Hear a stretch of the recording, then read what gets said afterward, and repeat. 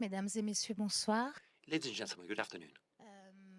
Nous avons une traduction simultanée We do français have anglais, pour les simultaneous personnes interpretation qui n'ont in pas French de and casque. English, so for those of you who don't have a headset, please do go and pick one up at the entrance to the room. So thank you very much indeed for coming. Merci de votre attention. And Il est pas aisé de of course, it's not easy to make the transition to this debate now, and we thought the best way of doing that would be to start with an exchange, a Q&A with the filmmaker, Hassan, who is with us today, and we're lucky enough to have Hassan Oswald with us. Thank you.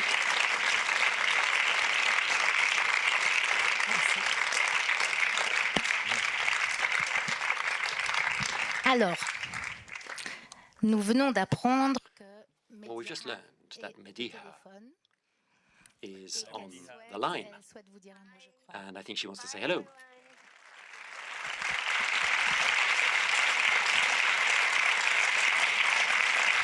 Thank you so much. Thank you. Thank you. Thank you so much.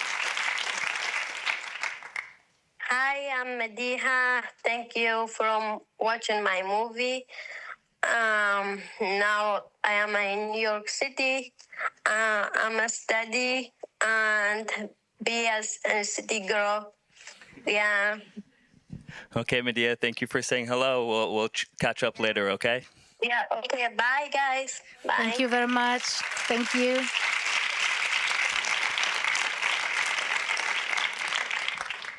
I think she very insisted to yes. say a word to the audience. Yes, she loves coming to all the festivals, but she's not traveling right now. So even that, yeah, she loves quick hellos. Great, we're lucky. So, Hassan, let's start from the start, from the very beginning. Of course, there's a lot to say about the film, about all the different questions that it raises. We have students here who actually work on the field and, you know, in transitional justice or in law, international relations. So we are limited in time, but I have to say that the discussion will be followed by a panel discussion and then a Q&A session with the audience, and that you'll have the chance to address any questions you may want, to ask, actually, any questions you would like to ask to Hassan. He'll be with us till the end and after for a drink, if you wish to continue the discussion. So thank you, Hassan, first of all, for your presence here with us. And so starting from the very beginning, I'm pretty sure the audience would be happy to know, how did you get to meet with Mediha, and when and how and for what reason, even though we may guess. But it would be interesting to listen to what you have to say about your also decision making of handing Mediha the camera at a certain point, because I believe that wasn't the initial plan. No, it was not the original plan. Taking a few steps back. So I had wanted, when the genocide happened in 2014, I knew it was a story that I wanted to tell. I was new to the industry. I wasn't exactly equipped financially or honestly with experience to tell it how I thought it needed to be told. In 2019, I then read an article about how at the time there was 3,000 plus Yazidis still in captivity or otherwise missing. This was sort of the spark that sent me to Iraq. But I also knew that this was not my story to tell. It was my mission was to enable or provide the tools for the Yazidi community to tell their own story. I had been interested, and of course remain interested, in the power dynamic between participant and filmmaker, participant and director. It's forever been heavily in the hand of director or filmmaker to sort of get the footage and mold the story how they see fit, and then to sort of reap all the benefits as the film spreads around the world. So I had been interested in how to rebalance that, and inspired by a documentary 20 years ago, Born into Brothels, where they teach the street kids of Calcutta photography. It was the first documentary I ever saw, so obviously it stuck with me. So I was embedded with the rescue team, and the film at the time was called The Missing, and it centered on the missing Yazidis and the rescue attempts that were being made. But I met Mediha and her brothers, and it was very, this film would not have been what it is, or probably never would have been made without this chance meeting in the camps. I was working with the rescuers, and one of our amazing producers, Annalise Mecca, was running a photography workshop within the camp for returning girls. But one little curious boy kept interrupting, and that was, of course, Ghezwan. And he really, really wanted to take part in this workshop, but he wasn't allowed, even though he was a survivor. The gender dynamics are between male and female survivors are very different, and this was a workshop for the women survivors. So Annalise said, well, there's this great kid, I think you just have to meet him. And as you can see in the movie, you know, he deserves his own film, not just because of the story that he has, him and his other two brothers, but just he has that same charisma. I mean, they're funny, they're witty, they're just, these siblings are so close to my heart, and I saw it from day one that they could possibly, you know, it's a big ask. This is a big ask to not only share their story, but to, it ended up being 50% of the movie. So their willingness to Yes. contribute, actually more than contribute, as my colleague that you'll meet in a few minutes says, I like this, her idea of co-creation. Yes. It's not just participation or contribution, it's really a very active co-creation in the filmmaking process. So they were willing from the very beginning to basically work hand to hand with you. Yes, and so Mediha, the first day we met Mediha, Ghezwan brought us to the camper where they all lived, and she was in the corner. Pretty soon after that coming home video was taken, it was pretty soon after that. So this little quiet girl when we first met her, but she had this spark, and she was playing with the cameras, and she was asking us all these questions. And we had our experience with these returning women and girls was that oftentimes not only are they not like Mediha was, but they are, you know, nonverbal in many cases, and certainly not bubbly, and because of course they aren't. And so we made the decision to say, Mediha, would you like to make this film with us? And keep in mind, you know, documentary film is not a thing to this community or much of the world. It's either the news or Hollywood. So we started very slowly with her. I taught her the basics of the cameras, and we got the first batch of footage back. And I was thinking, you know, maybe the butterfly is actually one of the first things she filmed. How intuitively she took to it was just mind-blowing. But what she was, when we got the footage translated, what she was saying from day one, a lot of those are her original quotes of, no one will listen to me. We knew that we had something really important and something unique to the filmmaking process. And she sort of, like a cork out of a dam almost, all of the emotions came out, all of her stories and feelings. And so we had to slow everything down because she was so willing to participate. And how she explains it, that the film, she calls it Osmo, and she calls it a she. Osmo is the brand. The film was her best friend and her only friend at the time. It was the only one who would listen to her. And she said she didn't even know what a therapist was, but that was her therapist. And now she's in therapy and she understands that. But she felt good for the first time unburdening herself. And so part of that process was to protect her, put up the guardrails, and it was do no harm, which is the baseline of ethical documentary filmmaking, was just the start. We brought in 2 trauma-informed female producers. We worked hand in hand with her psychologist. We explained to her every step of the documentary process, from, yes, you're speaking into a camera or wandering around the hills of Iraq, but millions of people could potentially watch this. Or, as is the case in independent documentary film, we could not finish this project. This film might be seen by nobody. You might, your story might remain unheard.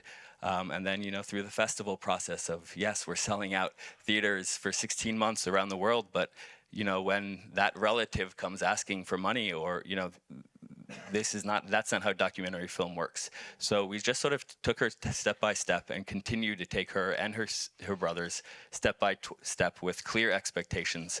We wanted to make sure we didn't promise her that, this film might not make your life better and might make it worse. And psychological actually recourses and help and support, right? Yes, From what we've discussed throughout earlier. the process, we had many workshops about consent and continuous consent, and always gave her the opportunity to just leave the project if she wanted to.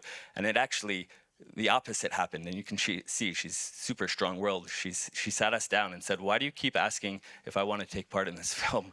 Why do you keep asking if I want to share my message with the world? This is my story, and I want to share it." And so we've just continued to apply different guardrails. But see, it's interesting because her very powerful words, we cannot forget, that actually basically open and close the film. No, I shelter when I speak. I shelter as I speak. What do you want me to say? What can I say? What do you want to know? And at the very beginning, remember when she says, I'm isolating myself. I need to be alone to talk or to speak. So it's interesting, to put in perspective the basically the impossibility to share what she's been through. And this need to be heard, basically, to have the chance to raise awareness and to have a voice.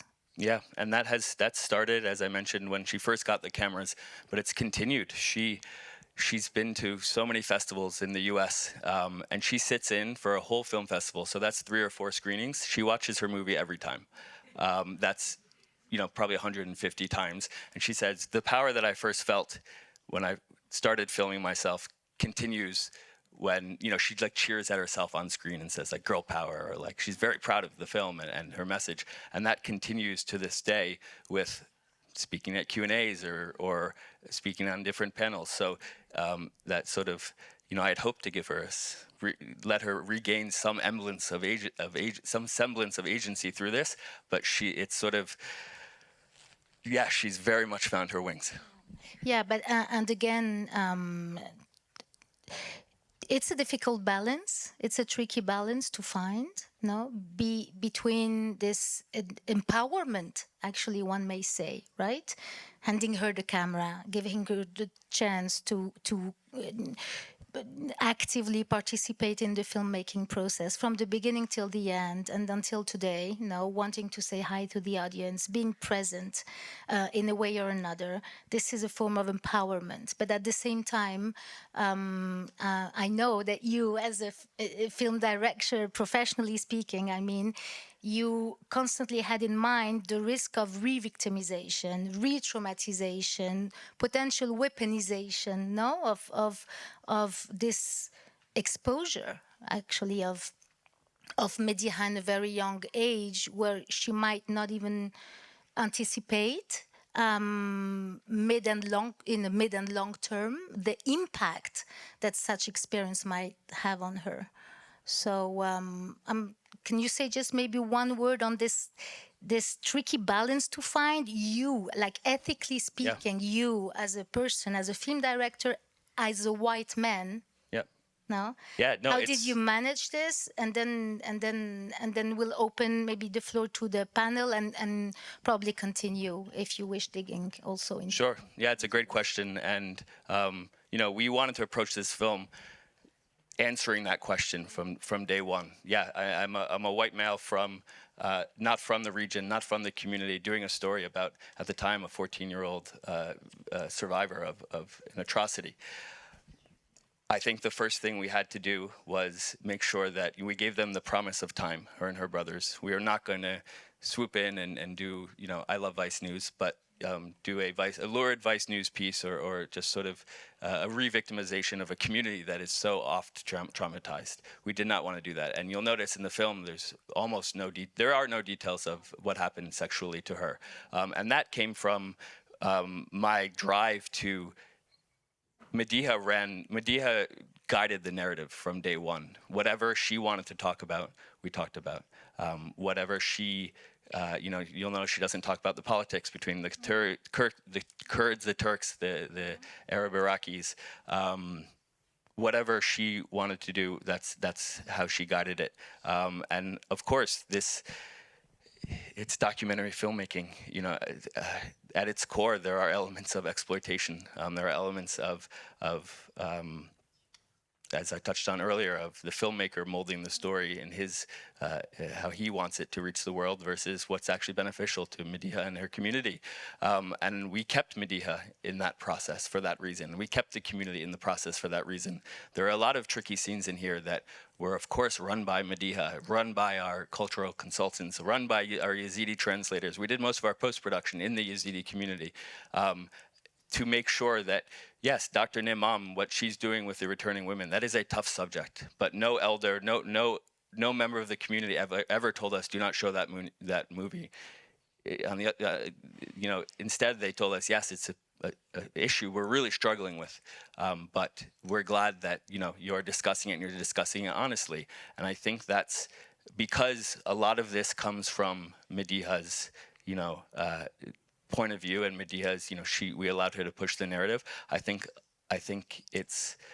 I hope it was done in a way that her future is as bright as I think it is, as bright as the team thinks it is, but also those guidelines, those guardrails we put early on in the production, we have continued those to this day. So yes, when we were preparing her for when the spotlight fades, she needs to have the proper foundation. And that would be hard for anybody who's 18 years old moving to the city, let alone from such a tragic past as she has. So we've most of our resources now go toward making sure that her future is as successful as we have high hopes. She's continues to be one of the most remarkable people. When she comes to these film festivals, I just step back and she just takes over. She's maintained this just incredible spark that I see her as, there will be obstacles, of course. How could she has good days, she has bad days. The story is just beginning, basically. Yes. It doesn't stop here. Yes, right? It stops here for the film, but not the for film Mediha. is the beginning. Correct. No, it's a door, basically. It's a Correct. door open to the future. And before giving the floor to our guests, unfortunately, we have to continue here, but we'll hear you again, later on if you wish. I know some of most of you here maybe are familiar with the festival, and when I watched your movie, I couldn't stop thinking of another documentary film that was screened here and was awarded 2 years ago, Aurora's Sunrise, from Ina Sahakian, about a 1919 female Armenian survivor of sexual enslavement, and deportation in the context of the Armenian genocide, ending up in New York, and actually raising this type of fundamental issues that we'll tackle again with our guest on this duty to testify, but trying to protect as much as possible your dignity and the possibility of willing at a certain point to remain silent. So, how much do you expose yourself and your voice, until where, until when, and how long, in the name of what, in the name of whom? So thank you so much, Hassan, because your movie again just helps us, addressing these very critical and fundamental questions, topics, and I hope we'll continue the discussion later on. Thank you. Thank you again. Thank you all very much.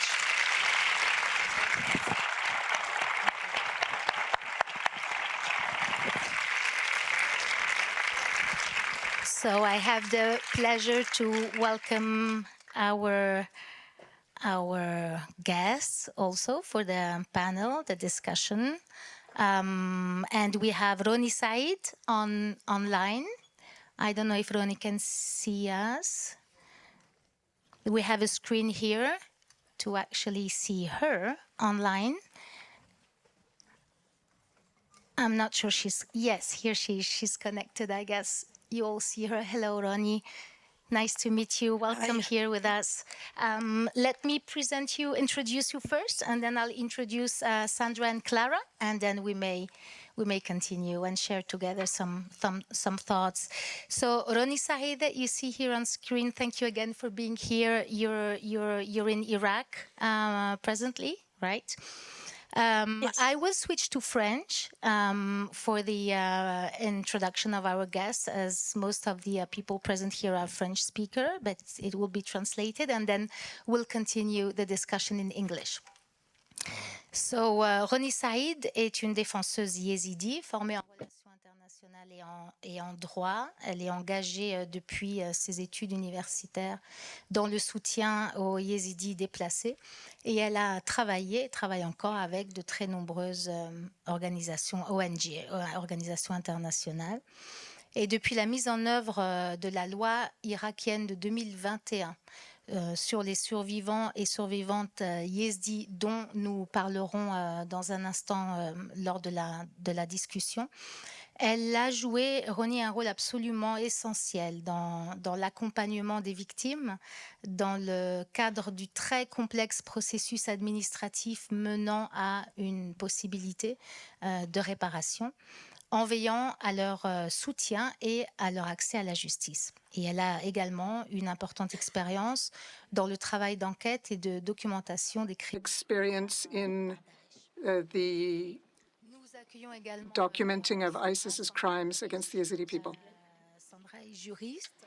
Sandra is a lawyer. She's in charge of traditional justice at the International Organization for Migration. She directed the program on Iraq from 2020 to 2024. Sandra contributed to the design and implementation of the Yazidi survivors law that was enacted in 2021 that we will be talking about. Sandra also worked at the Center for Humanitarian Law in Serbia, documenting mass crimes committed in former Yugoslavia, and also the U.S. State Department on a fact-finding mission on the atrocities against the Rohingya in Myanmar. And now my colleague Clara from the Geneva Academy, the University of Essex. Clara is a lawyer and a leading expert in human rights and transitional justice. She joined the Global Survivors Fund that was presented by Stefan before the film as Director of Programs in 2021. That was the same year that the Yazidi Survivors Law was adopted. Clara has appeared before the Inter-American Court on a number of cases in Latin America and has contributed to the work of the International Criminal Court as an expert on reparations in cases of mass violations and sexual violence. She has also worked on reparations programs in Colombia, Peru, Iraq, Guatemala, and Chile. It's a big honor to have the three of you here. So now I'd like to start with questions to Ronny and Sandra.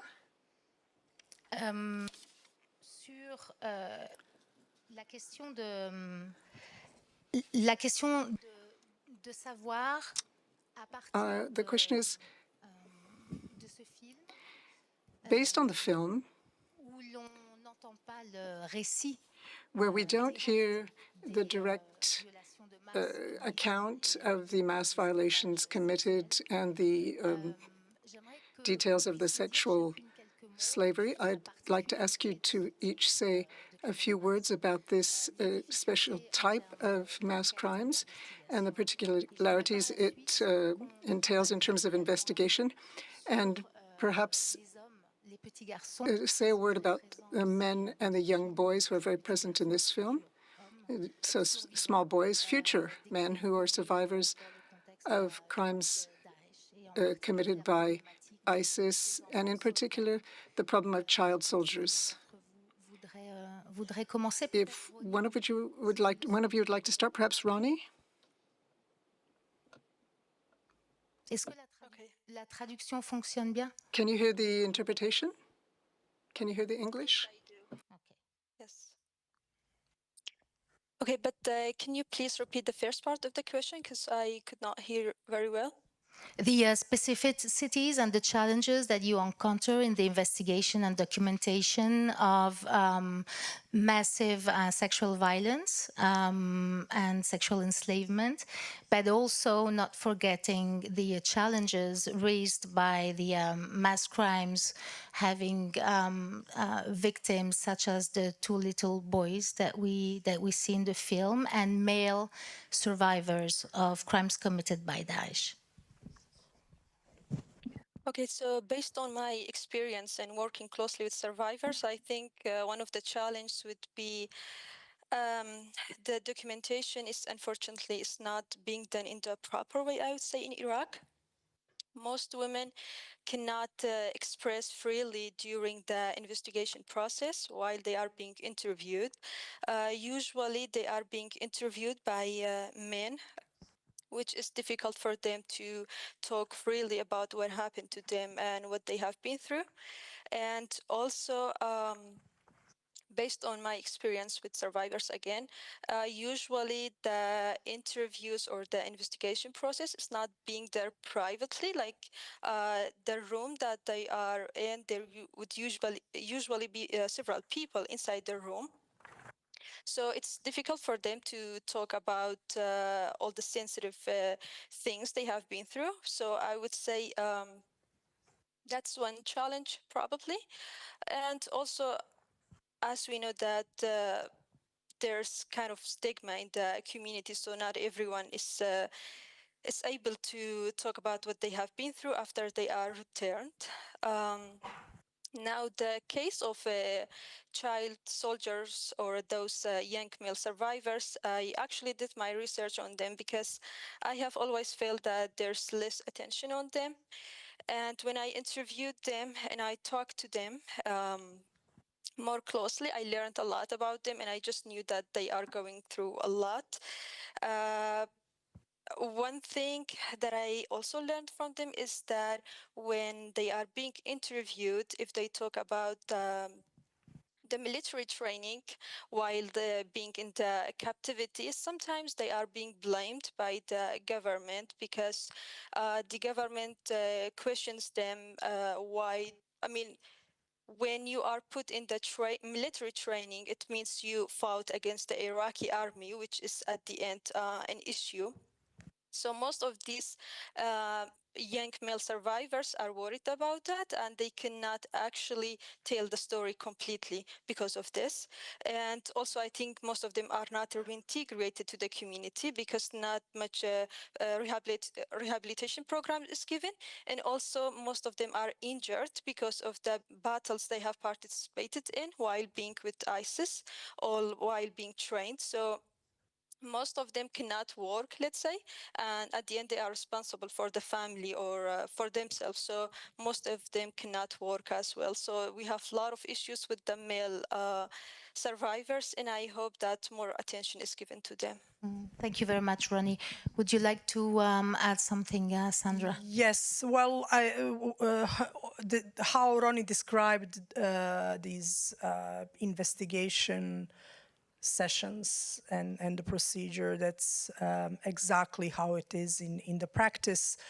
There is no way around it. Iraq system, Iraq national judiciary, unfortunately, is not equipped for investigation of conflict-related sexual violence and other grave violations. And not only the judicial and prosecutorial authorities, but there are also no basic services for survivors in terms of psychosocial support, even logistical support for women to come from the camp to prosecutor's office and to come back to somebody to follow up with her case.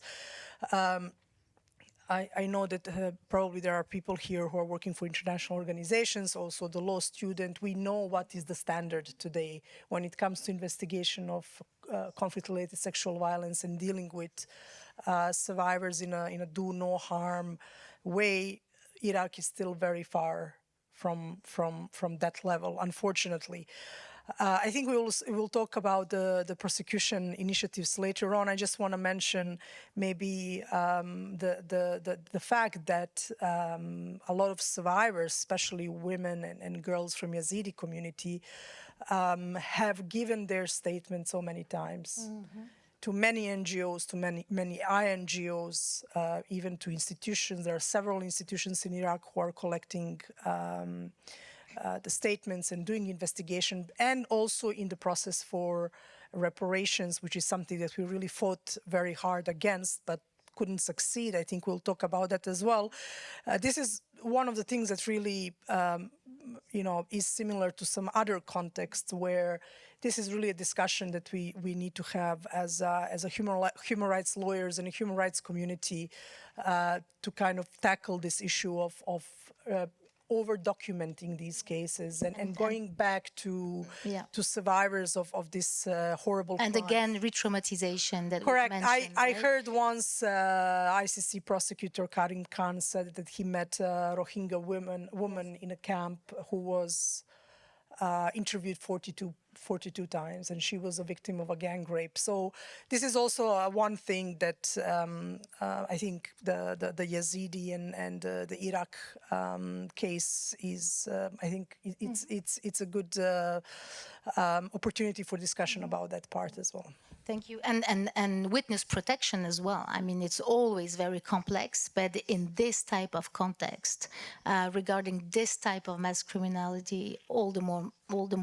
I mean, it's particularly aggravated and intense and challenging, right? So again, dignity, protection, avoiding re-traumatization.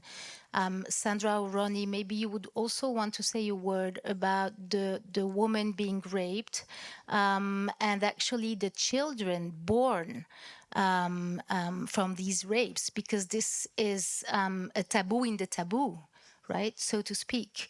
And it might be the situation of Media's mother actually wondering if she had another kid from her perpetrator.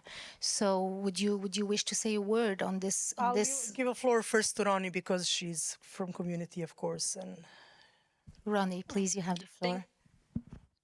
Thank you, Sandra. So it's a very complicated situation, let's say. And to be honest, usually we cannot even discuss it in Iraq. Because you never know what reactions you will get, how people will react to it, how people will respond to it. So there are many problems with it. I think the first thing is that the fact that the Iraqi government, basically Iraq nowadays is a Muslim country, and because the majority are Muslim. So in the constitution, second article states that Islam is the fundamental religion of the state, and no article or no law should contradict with Islamic beliefs. So, and then we have another article which says any child who's born and whose father is unknown should be registered as a Muslim, which means that those children, if they are back, they have to be registered Muslim. Let's say if Yazidis agreed on that, Yazidis accepted those children, then they have to be registered as Muslims because their fathers are unknown. So to start with, I think the government hasn't done any serious actions towards that. They could have made an exception for it. They could have said that we will accept them. They can be registered under their mother's name. They can be, they could have taken care of that. And second, as we know that Yazidi religion is a closed religion, so they don't accept it, basically. At first, there were some discussions. Our like the Yazidi religious leader did say that we will accept anyone who comes back. But then there were a lot of, let's say, harsh reactions, or very, they reacted to it negatively, and especially the families of victims. They said, we will not accept that because And their responses were that we cannot raise a child whose father has killed our brothers, fathers, and mothers, and raped the mother, because at the end the child is born out of rape without the mother's choice. So the families of the victims were against the idea strongly at the beginning, which I think that was the reason somehow the topic was closed in our community. We couldn't talk about it, unfortunately. And I know a lot of women are not coming back today because of this problem, because they have kids and they do not want to abandon them. And some have returned actually, and then they went back because they couldn't stay away from their kids from ISIS. So I can't see that we will find a solution in near future for this problem, because there's, as I said, few reasons behind it. First, the religion, Yazidi religion, doesn't accept them. It's a closed religion. And then we have the Iraqi government says that those kids whose father are unknown, they have to be registered as Muslims. So, and also I think there was another idea that the children could have been brainwashed, and they might know where they belong. So they could be a danger on the community as well when they are brought, because they could still think of Yazidis as infidels, let's say. So this could be a danger on the community as well. I hope that we find a solution for it, but as of now, I'm not. I don't expect any solution for it, unfortunately. Thank you very much, Ronny. Actually, it makes me think of something that Hassan, maybe he might have the opportunity to reflect on that, but was mentioning during our discussion before the screening, the fact that basically we have no traces, no, of Media's mother and maybe youngest brother.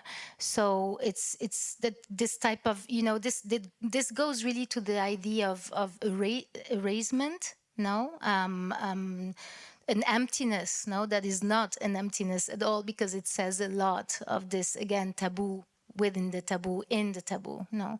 And you've mentioned the Iraqi government, and maybe Sandra, that's the that gives the opportunity to say a few words to the audience about this 2021 law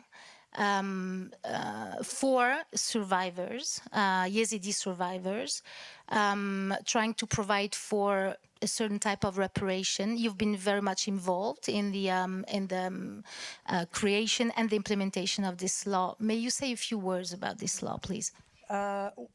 Well, the law was adopted in March 2021 by Iraqi parliament, and many people call it Nadia Murad's law. I don't know how many people know here in the room who is Nadia Murad, but Nadia Murad is probably the most famous Yazidi survivor, who was first to start speaking publicly and using her platforms, public platforms, to talk about what is happening to Yazidi women, to advocate for their liberation, for their rights, for the prosecution of ISIS perpetrator, etc. In 2018, she received the Nobel Peace Prize, and indeed her advocacy is really something outstanding and recognized by the whole community.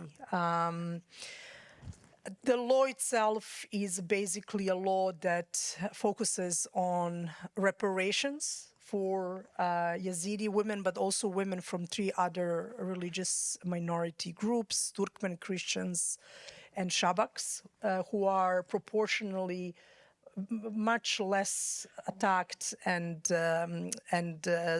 victimized than Yazidis, but still they're also recognized in the law.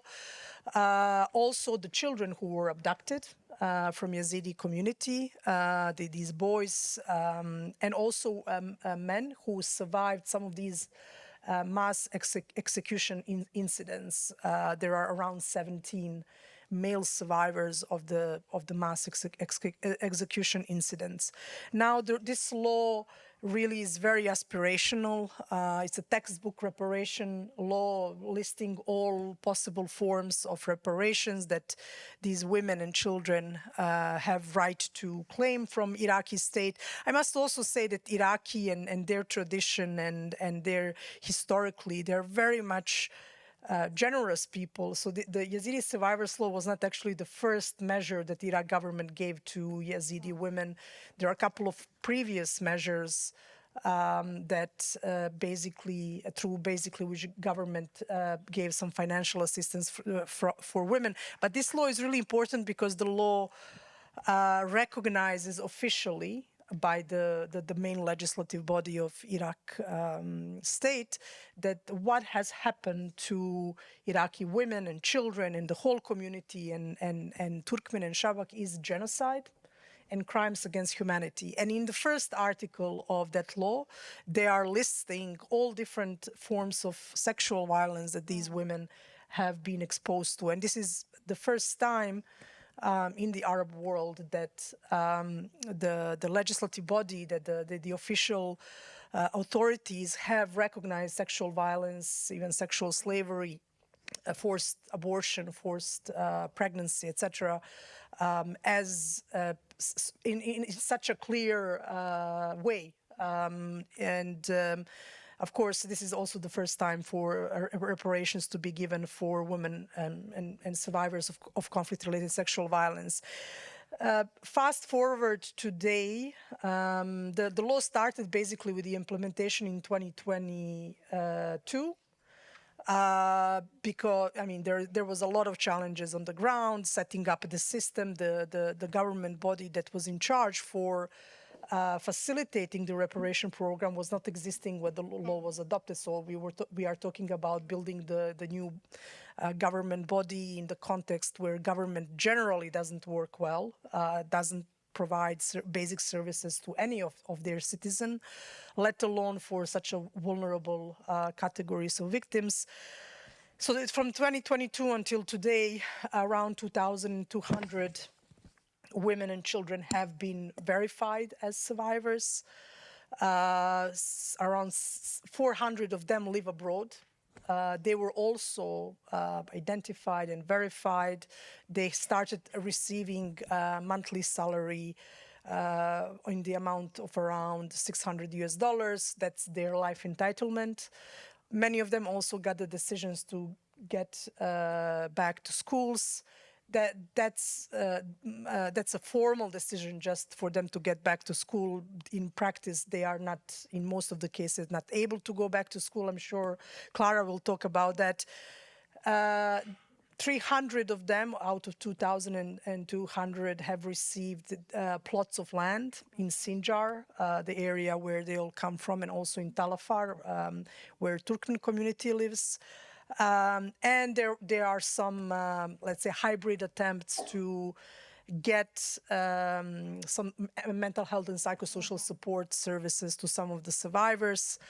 There is a long way, as I said at the beginning, Iraq services are really low level in terms of the healthcare, let alone specialized services. It's a long way until the survivors start receiving proper care. If I can just add one thing about women and children born out of rape. In the initial draft of the law that was submitted to the president of Iraq, children born out of rape from Yazidi women were recognized as one category of victims. However, through process of deliberations and amendment of the drafts, the Yazidi representatives of Yazidi political parties who don't agree whether now is night or day. I mean, they don't agree on anything, but they were very much unison and agreed on the fact that they don't want this issue to be resolved in the law. They said that they were against the qualification of the status of victim. Correct. I mean, their argument is this is something that community needs to deal with. Don't impose us what we need to do with this. And yeah, that provision was removed from the draft law. I myself, and I'll finish with this, when I arrived to Iraq, of course, I was, as somebody who is working in human rights and in coming from activism, these children were, of course, they caught your attention, and you want to do something for them. You want to do something for their mothers. And it's incomprehensible why these children are not accepted. It's not their fault, of course, but over the time, my understanding and how thinking about the situation has evolved, and there is a lot of pressure on Yazidi community to accept these children, and I think my thinking was evolved to the point today where I think that it's not fair to press and push and request from Yazidi community to accept these children. I know this is a very harsh thing to say, but they are still living in the genocide. The marriage, they are an endogamous community, meaning they are just marrying between their own community. This is one of the main tenets of their religion. Why me or anybody else from outside should come and tell them, you need to bend your religion in order to align with the international Western liberal human rights frameworks. It is very tricky, it's very controversial, and as Ronny said, it actually divided community in half in Iraq. Yeah. Thank you very much, Sandra. We know the notion of impunity gap. In this case, there's even an acknowledgement problem. The very recognition of these children being victims in such context of mass violence, and that leads us to. What else can be done, maybe alternatively, in terms of maybe non-judicial reparations? So without this limit raised by a requirement of a criminal complaint, for example. And I know, Clara, you've been working a lot on reparation programs and what you call reparative measures versus reparation, strictly speaking, from the perpetrators. And so I'd be happy to know more about what the Global Survivors Fund did with Yazidi survivors through this project of reparative measures to quote you, basically. Thank you, Clara. Thank you so much, Sévane. Good evening or afternoon to everyone. It's really a pleasure to be here for the Global Survivors Fund and to have the opportunity to share with you what we are doing and why we are doing it. The Global Survivors Fund is an organization set up including by Nadia Murad, we've mentioned her a lot, but also by Dr. Mukwege and by survivors to enable access to reparation for survivors of conflict-related sexual violence. We act, we advocate, and we guide. And when we act, we put in place, together with survivors, co-creating with survivors. So it's not my term, it's a term that we have coined at GSF because we work with survivors and for survivors of conflict-related sexual violence in order to give life to something close to reparation that we call interim reparative measures, but is not reparation because it doesn't come from the perpetrator. In this case, ISIS perpetrators or Iraq, for example, from different perspectives, seeing their responsibility. So we co-create with them measures that feel like reparation, so they are individual or collective. For example, forms of compensation, access to livelihood, rehabilitation for mental and physical health, education as a key form of rehabilitation under international law as a form of reparation, acknowledgement and recognition, which is fundamental to open the door that allows you to speak up and to participate. And we also do forms of collective repair. But all of this is co-created from moment zero with survivors. So we believe that they have to be acknowledged as right holders, that we are no one. And I love what Hassan was saying, you know, I had to give it to her, just to enable Meriha to come forward. That's what we do at GSF. We do exactly the same. We create the space for them to come to tell us what has happened to them in their way, to tell us how they see reparation, what can be transformative in their lives. In the case of Iraq, we put in place very early on, since September 2020, so before the Yazidi Survivors Law was adopted, GSF had already partnered with Nadia's initiative, which is the organization created by Nadia Murad to work for the Yazidis in Iraq.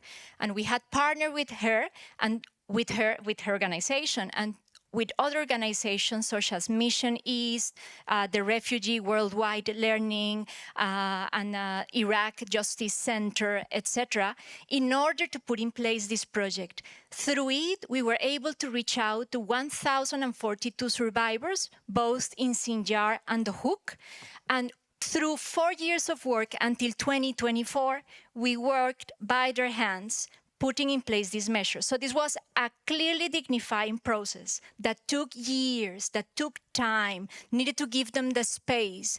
And the measures and the enablers, like access to rehabilitation for physical and medical aspects, but also community rehabilitation, family rehabilitation, to really be holistic in the approach. So it was not a piecemeal approach, here is this, here is that, here is that, but rather a really systematic approach that was evolving slowly.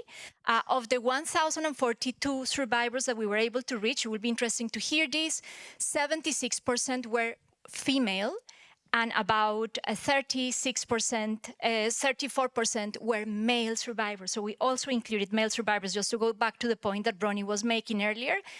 Of this total number, 42% were children at the moment when they were captived. So imagine, just imagine the needs that we encountered, no? And this project, which already finished last year and finished with a beautiful process of collective reparation, ended up with a beautiful monument that they themselves called for, that really represents their suffering, but also them being here.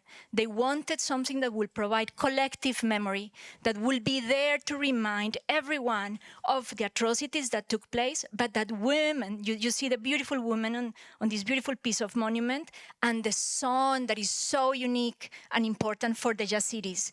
So they came up with that, and is now in a beautiful park in Sinjar that is used as a remembrance place by the community. So it's really beautiful to see how you can co-create a process during 4 years, actually changing their lives. We've done at GSF the measurement of the impact of our projects through a first measurement before we gave them the individual measures, which, as I said, included compensation, livelihood, access to education. For some of them, also included rehabilitation services and the collective form of repair. So there was this measurement. Then there was one after we gave them the measures, and one at the end of the collective measures. And I can report, and this was done by a special institute that really is an expert on this, NSCR in the Netherlands, but we co-created as well with survivors. Survivors had the opportunity to say what were the terms that really mattered to them. And when we look at it, we see that the well-being of survivors doubled, increase. Looking at the WHO quality of life results, it doubled from the first measurement to the last. So from 25, it went beyond 50 at the last measurement, which means there was a massive impact on their quality of life. The same is said in relation, the results show, in relation to mental health and physical health, and even in the environment. One issue we identified, and this links very nicely with what you were mentioning before, Sandra, and what Ronny and we saw at the movie, is the problem of stigma. Stigma is not quite yet resolved. Some of them, and the majority of them, said, yes, now we are better accepted in our communities, but there are some of them that still say stigma is still there. And it's still there because this is the type of victimization that not only affects you because of what happened with your perpetrator, it is also the victimization that you suffer on a daily basis in your own society as a result of cultural or religious beliefs. No? So how are we able to overcome this is a major question. I think we've done a major contribution to this, but I think now we need to turn to the Iraqi state, because what GSF did was to show that reparation is feasible, that is affordable, and that can now, that we don't need to wait 30 years to make reparation, that is a right, a reality, but right? Again, I guess the temporality might be shorter when what is put in place is a process of a non-judiciary reparation, so completely independent from prosecutions, from a most of the time very long judiciary process, if any. If any, because we all know that regarding the type of crimes we're talking about today, it's impunity. We're talking about impunity. So, and re-traumatization. And again, talking about time, thank you, Clara, for your input, because talking about time, the type of reparation that your reparative measures that you were mentioning help also dealing with another very complex issue, which is transgenerational trauma, and the proper, let's say, guidance and support, psychologically speaking, but again, on a long term, because we all know that we're talking about long-term impact. So maybe, Ronny, would you like to add something? Well, I think or maybe on your fundamental role in supporting the victims in these very tough processes, and accessing to a form of reparation. Okay, so I was thinking about the law itself, actually, and I wanted to talk about that a bit, maybe.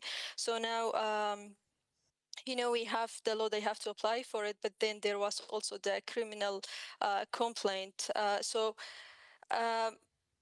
think even when survivors are about to recover from what they have been through, there's always some new stage that they have to go through, which reminds them to all they have been through again, and to try to be recovered, basically. So I have been dealing with survivors from like the very beginning, and I have tried to help them in any ways that were possible. But I think one of the big challenge that we had was the criminal complaint that they had to file, basically, while applying for the law, for the Yazidi survivor law. So many of them were saying that, I think Sandra also mentioned this, that they are being interviewed a lot of times. So they even start to forget the story. And when they are being interviewed again, they might like have some misleadings, or they might forget some like very important parts of the story, which also affects their case at the end. So if they have to file a criminal complaint, they have to mention everything like very carefully, I would say. And the problem is that some of them even get some threats when they mention some ISIS like member names. They get back to us and say that we have been getting some threats and we don't know what to do. And they are living in Iraq. That is the problem. So no serious protection is given to them, basically. And I think another issue again is that at the first years of, let's say after the genocide, the first few years, a lot of international NGOs were taking survivors abroad, and which was a good thing. A lot of survivors are living in other countries, which really helped them.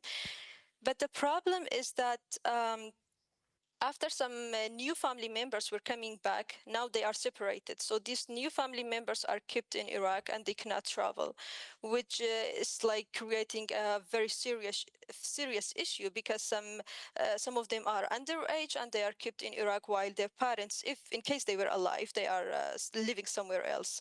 So we have this separation between families, and we have been trying to solve it, but unfortunately, there hasn't been any updates about it.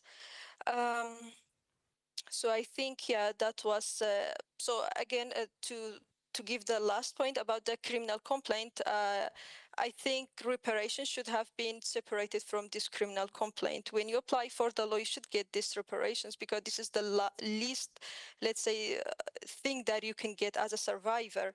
So the criminal complaint should be as very totally separated process, and it should be done in a very serious way, separated from applying the law, basically. Thank you very Yeah. much, Ronny. That fits exactly with actually the main messages and key elements that we've been raising, and the importance, as said before, of non-judicial processes of reparation. No.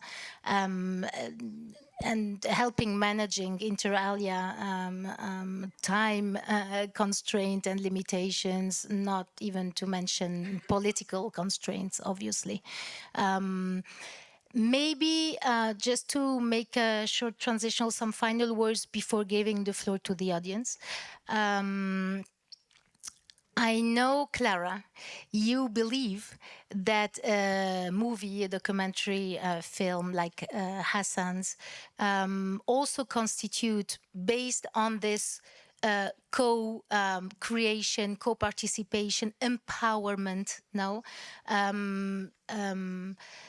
Also contributes in a way to the promotion and of truth, justice in different ways or different forms, but also you've mentioned memory, in particular collective memory, and I was wondering, what about healing?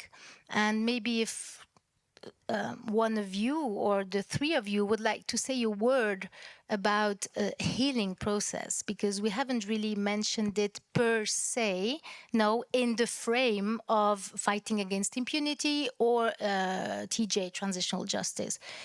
Do you believe that art, artistic creation, a movie like the one we saw today, also contributes to a certain form of healing, if one may speak of healing in such contexts? Yeah. If I may, I think this movie was clearly a major contribution to the healing of Mediha and her siblings, and also the rest of the family and the society, I have to say. Participation is crucial for healing. I go back to something I said before. The acknowledgement, the act of recognition you did through that film, Hassan, was major. It changed the way Mediha dealt with her own pain and her own suffering. The beginning of the movie is one where she reminds us, and she says it very nicely, like, I have this strong desire to be able to speak out, no, but I can't, I still can't. And at the end, you see her being able to speak out. That was not just the result of the psychologists she had access to, that was very much also the result of the amazing therapy, in a way, that she was able to live through the film.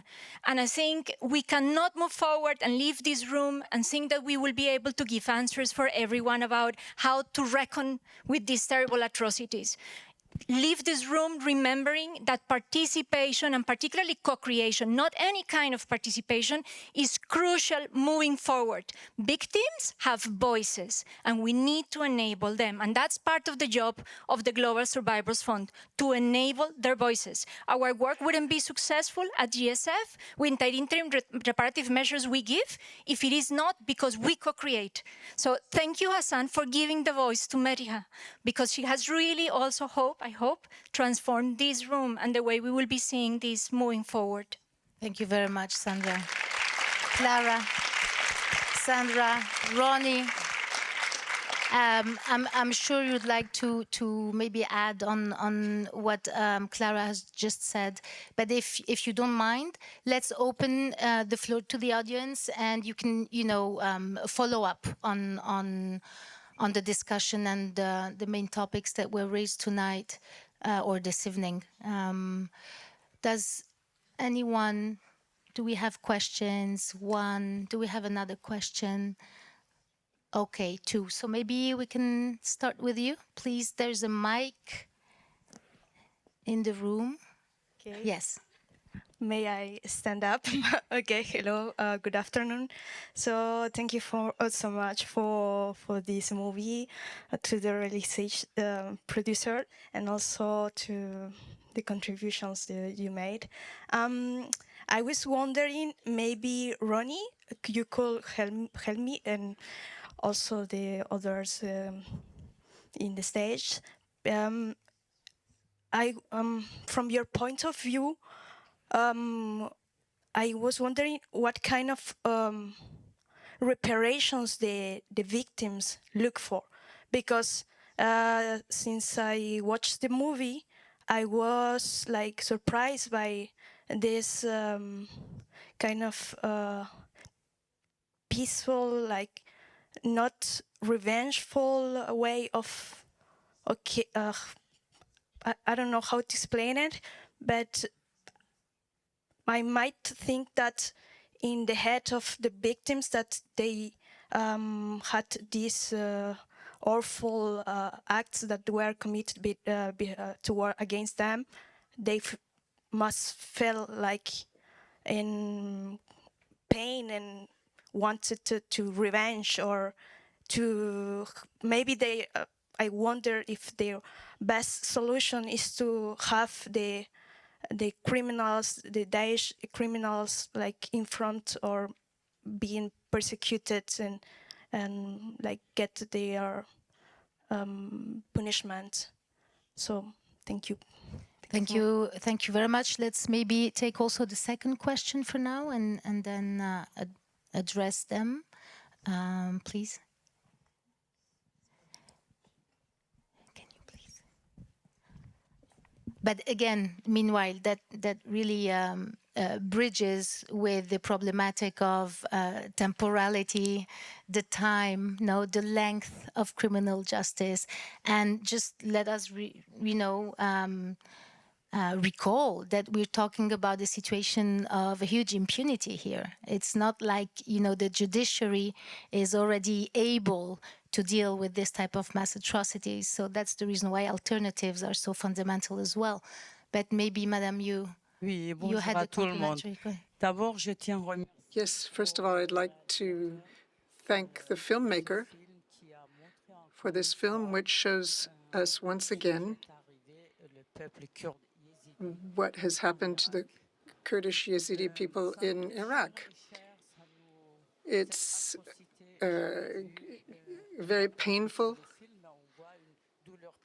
It's a very deep-seated pain that these children and these young girls bear. I've visited this camp a few years back, and I saw a person who, someone was talking about the lack of desire for vengeance, but this comes from the Yazidi religion, which is a religion of peace and living with nature, forgiveness, not lowering yourself to the level of your enemies. For me, this is what I saw, and I felt the same way. I'd like to thank you for the sensitivity of the film, but I'd like to tell you that, on another subject, that tomorrow, Monday, at the European Council, a member of Al-Qaeda or Daesh is coming. He's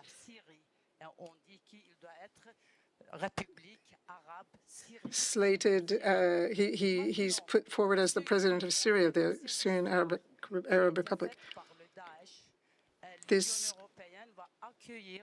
The European Union, after everything that ISIS did, the European Union is going to welcome a member of ISIS.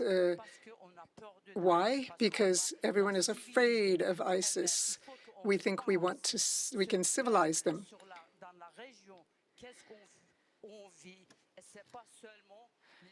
People, but politics and political issues are not the only thing that are important. So this man is called Ahmed al-Shara. So thank you very much for taking a position. Thank you. Thank you for your comments. I think that our speakers would probably like to react to this. Hassan, perhaps? Say a word if you wish.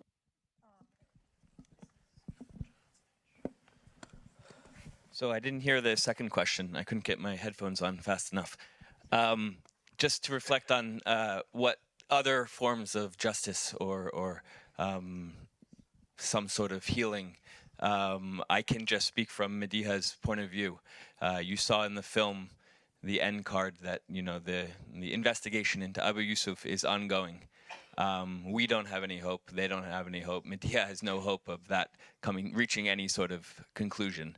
However, in the film, one of her main driving forces while we were making the film was she would always ask about Abu Yusuf and when she could go look at the database of photos and what was going on with the case. After that scene where she identified him, she almost never asked again because the whatever healing that she had hoped to receive from justice, she knew that that was sort of as far as it would go. And an interesting thing happened at the end where we were in the post-production process and we were going back and forth on whether or not we were going to blur Abu Yusuf and cover his face in the film. And we brought it to many different NGOs, the UN actually, our contacts there, and they sort of were split on what we should do. Of course, it's ISIS propaganda, so they put it out in public. And at the end of the day, we asked Mediha, and she interrupted us and said, no, you're not going to blur him because it is her form of justice is that his face will be seen and he'll be shamed by thousands, hopefully millions of people watching the film. And yes, someone may recognize him somewhere. And that was her form of justice and a very important part of her healing process that she never thought was realistic to find through the Iraqi judiciary. The naming and shaming. Yes. Exactly. I'm sure Ronny, Sandra, Clara, Ronny maybe, if you wish to add something. So I think, the most important thing for Yazidis as of now is to hold those who are responsible for their suffering accountable. The Iraqi government is not giving any updates on it. Like they do say that we have many of them we have arrested, but they never give any updates, which I think doesn't give any encouragement for other survivors to go forward and give the names they know, because at the end they believe that no serious action is given. They still don't trust the government. So the main thing for Yazidis, for all of us, is to hold those who were responsible accountable, not only ISIS, official ISIS members, let's say, because there were many other Arabs from Sinjar, from the surrounding areas, who joined ISIS when Sinjar was taken. So we do want them to be held accountable as well. Most of them have returned to their regions without any punishment, without any accountability. So that is not, we don't see any justice in that, basically. So they should be held accountable as well. The other thing I think is that the Yazidi remains, basically, who were killed in mass graves. A lot of remains are still not identified. Families want their remains back, and at least to be identified. So that's another thing. I believe in the last point I would say is about, there are a lot of points basically, but the more important ones are this, that we have to reunite the families, those who were separated. So we don't want a family to have some members who are living in Iraq and then some members who are living abroad. No, we have to reunite them all together, whether in Iraq or outside of Iraq. But of course, outside of Iraq will be better for them, but at least we don't want to separate them. With all the challenges now that go with this, such an objective or goal, a final goal or task. Thank you very much, Ronny. Exactly. Sandra, would you like to add something before giving the floor? We have a few minutes left. Yeah, we can give the floor to, I think someone was raising his or her hand. Okay. Yeah, Sandra first, and then on specifically on what has sure, Sandra first, and then I wanna go back to the issue of accountability and prosecution, and just to maybe clarify a few things. In Iraq, there are trials against ISIS perpetrators. Domestic trials. These trials are based on the anti-terror legislation. Now, thousands of perpetrators were held accountable in these trials. The problem with these trials, though, are actually there are many problems with these trials from the perspective of UN, due process, and many issues that happen during these trials. But I think from the point of the transitional justice and the point of healing that we are talking here about, these trials are not accessible for survivors. Survivors don't have any role in these trials. They cannot even enter the courtroom.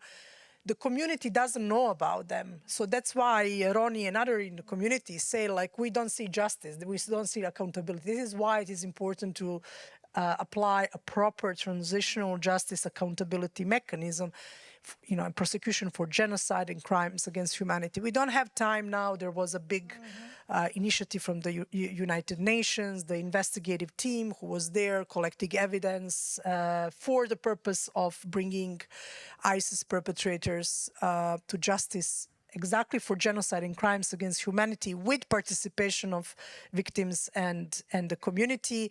Now this is stalled.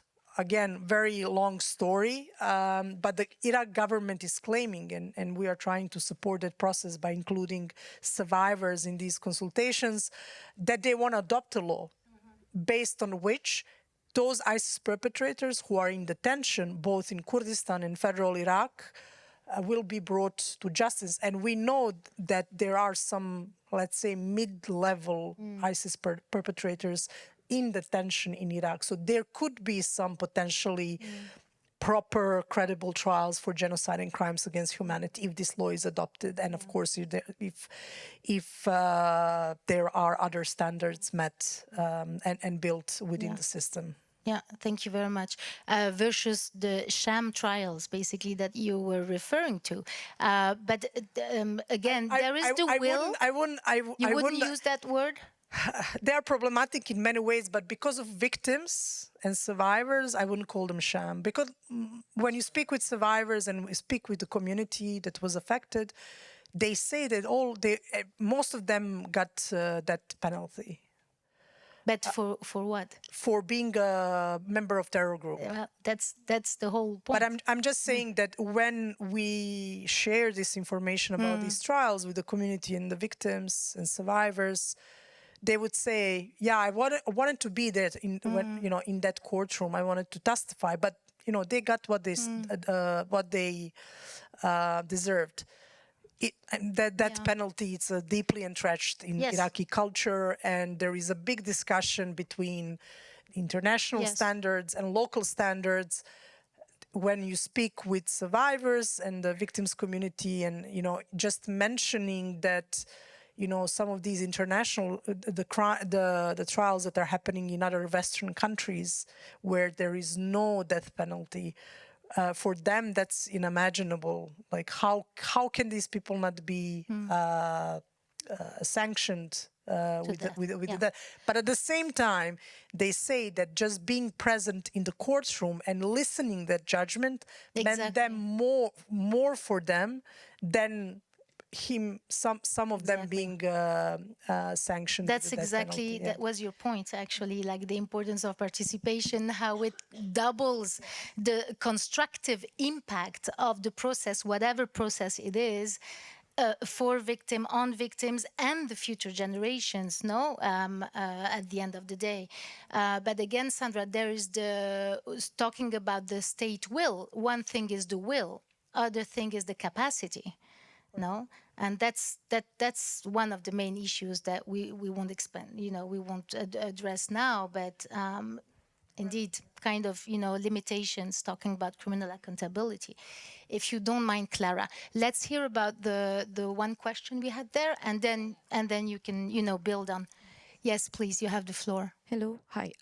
First of all, thank you very much for this wonderful documentary. I'm a molecular biologist and I came here with zero knowledge, zero expectations, and I'm leaving here with a lot of learnings and unlearnings. So first of all, thank you, and great work by the team, and also the panel discussions. My question could be naive, so kindly pardon. It's about reuniting the families. Especially when I saw the film, like when the last brother was reunited, I cannot help but feel, was it a good decision? Because already Mediha is taking up the role of a mother, like she is going through a lot, and now the brother is also coming in. Wouldn't the responsibility for the broken family be more when I understand the sentiment of displacement versus betterment, if I can say that. Like, okay, reuniting the family, getting them together is important, but is it good for them? And when you do reparations, how do you think about it? Like, do you place importance to that, or is it something that is already in place? I would like to hear more insights on that. Thank you very much. Well, Clara, I believe. Yeah. Okay, it's a very hard question, but just let me start with a point about justice, which I think is key. Participation, justice is a form of reparation, and victims often want justice, not always, but many times want also justice in court. The best way to make sure criminal justice, the best way to achieve criminal justice is if you have able victims. And that means that reparation becomes crucial to enable victims to be able to face a court. When you have a woman whose body is shattered by conflict-related sexual violence, who cannot even leave the room because you don't know whether her urinary system is going to work, she's dealing with the trauma, or he or them for that matter, you really need to make that right in order to allow the real access to justice for that victim. So I think we have got it completely wrong when we think about transitional justice and begin to sequence and, yes, let's go for justice and let's start documenting, as is happening now in Syria. Everyone running, let's document, but without really thinking what it means to document now, how do we do it right, how can we enable those in detention now to be able to come forward. Last week, we were hearing from Riyad Abbar, who is the director of, co-director of ADMSP, and he said something very profound. He was in detention for 21 years, and he was also a victim of conflict-related sexual violence in detention. And he said, when I left, as many others are saying now, I felt I needed to go back to the detention place because when I came out, there was no one to help me, as is happening today to those coming out from detention. Where is the hand they need to be able to recover? And yet, we expect these people to have to walk justice. So I think we need to give them a hand first for the recovery process. And in relation to your question, which I think is... it relates to that, and it relates to a part of the movie where Dr. Neumann is, where she's discussing whether we should separate them or not. No, and she says, no, we need to bring them back. And then they are saying, no, we need to separate them. This is where participation comes in. I think we need to be able to ask victims what they want. I don't think there is one approach. You cannot generalize for everyone, but I do believe in the power of voice and asking and creating safe spaces for them to be able to say what they need, how it could happen, you know, how if that happens, how. That's the beginning. Yeah, and that's also the beginning of the very idea of comprehensive justice, no? And what you mentioned at the very beginning of your intervention, holistic approach, but comprehensive and inclusive, no? Thank you, Clara. Maybe can we have one last question? Yes? Okay. So please. Okay. Thank you. So in the panel discussion, it came up that there may be some benefits to separating the judicial aspect from the reparations. And so I was wondering if you could expand a little bit of that. And one of the things I understood is that maybe one of the benefits is the timing, because judicially it takes a very long time. But for instance, when there is a conviction, let's say like even under universal jurisdiction, there's been some convictions, for instance, in Germany against IS members. How does that help the reparations issue? And I think especially when the person is a member of an entity that is abstract and not a state in that sense. Thank you. Thank you very much. Who would want to address the question? Yes. Ronny, excuse me, Ronny, don't hesitate to raise your hand if you wish to step in. Okay. Well, in principle, in the best interest of survivors is if these two processes are separated or not contingent on each other. Survivor needs to be able to decide whether it will they will go to just the criminal justice or they will just go for reparation process, not making these conditions, as unfortunately was done in Iraq with this Yazidi survivors law, even though nowhere in the provisions of the law or the bylaws was put that condition. We tend to think about these processes from the perspective of, you know, us who are brought up and living in a very organized societies with a lot of services. And you probably know that in Western Europe, it's a standard that if you are a victim of any crime, any violent crime, you'll get assistance from and compensation from the state, regardless whether the perpetrator is identified even before the trial starts, etc., etc. So this is the standard. In other countries who are still kind of building towards their capacity towards these standards, putting a survivor in a position that you need to go through the criminal process and investigation in order just for you to be recognized as a survivor, that's unfair and harmful and takes time, and it's repellent for many of them. They don't want to go there. The last wrinkle in the whole story about criminal procedure and reparations in Iraq is the fact that some of the survivors were actually in favor of having criminal investigation in place and having them. And they said, it is a good thing that we will go to the court first and give our statements there to the investigative courts, because this will filter fake survivors. Mm-hmm. Now, I mean, there is this story in the community, and I think Ronny knows that, like, sometimes there are fake survivors, so this would kind of prevent fake survivors. I from very start thought this was a very harmful thing to do. Unfortunately, we couldn't remove it, and then at the end also the criminal complaint requirement. Yes. In order to get reparations. Yes. So it stayed there despite of that. I think probably 95% of all survivors who are there eligible have now been verified. But yeah, that was, I think one stain on the process. Thank you very much, Sandra. Maybe you wanted to add something, or you're I could, but I don't know if Ronny. I think it would be I think we'll give the last words, the final words to Ronny, and then we may continue the discussion, of course, with Hassan and Sandra, Clara. Well, after this session, we're available to discuss. Ronny, what would be your final words after such a discussion and intense panel? You have the floor. Okay. So I want to thank Hassan, first of all. I think the movie was really great because I usually don't like the idea when they tell the survivors you have to tell the story from the very beginning while they were captured. And I think Hassan did something very different.